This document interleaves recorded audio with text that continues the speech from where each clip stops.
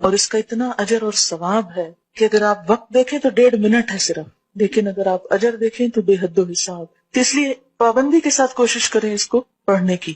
اور گھڑی دیکھ لیں، آپ کا کوئی بڑا وقت نہیں لگے گا. انسان یہ صرف شیطان کا بھلاوا ہوتا ہے کہ انسان یہ نیکی نہ کرے اور اتنا بڑا اجر نہ کمائے. شیطان کا بھلاوا ہوتا ہے یہ. لہٰذا وہ کہتے ہیں وہ دیکھو وہ کام، وہ دیکھو وہ کام، وہ بھی ہے وہ بھی ہے، وہ چھوڑو پھر کر لینا، چلتے پھرتے کر لو، اٹھو اٹھو یہاں سے.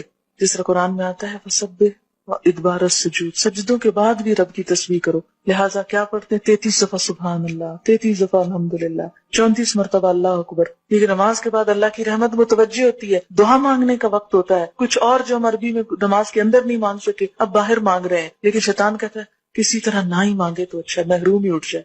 اس لیے آپ دیکھیں گے کہ وہ وقت بڑا تلخ اور سخت ہوتا ہے اور اکثر لوگ برگلا لیے جاتے ہیں. 1.5 منٹ کے اندر آپ اتنا بڑا اجر کماتے ہیں، گویا آپ نے ڈھیروں مال صدقہ کر دیے جو ویسے ممکن نہیں. اتنا اجر ہے کہ ایک دفعہ نبی صلی اللہ علیہ وسلم کے پاس کچھ لوگ آئے، وہ پوچھنے لگے اے اللہ کے رسول صلی اللہ علیہ وسلم، ہمارے کچھ دوست ہیں جو بڑے امیر ہیں، وہ صدقہ کرتے ہیں ثواب پا لیتے ہیں، ہمارے پاس ہم غریب لوگ ہیں، ہمیں بھی کچھ بتائیں کہ ہم ان کا ثواب پا لیں. تو آپ نے فرمایا کہ تم ہر نماز کے بعد 33 دفعہ سبحان اللہ الحمدللہ اللہ اکبر پڑھو تو تم کیا کرو گے؟ ان کے برابر ہو جاؤ گے. بڑے بڑے صدقہ جہاد اور کیا کچھ کرنے والوں ان کو بھی پتہ چل گیا. پھر وہ آگے یا رسول اللہ صلی اللہ علیہ وسلم، وہ بھی یہ کرنے لگے، پھر وہ آگے نکل گئے. تو آپ نے فرمایا اللہ کا فضل ہے جسے چاہے دے.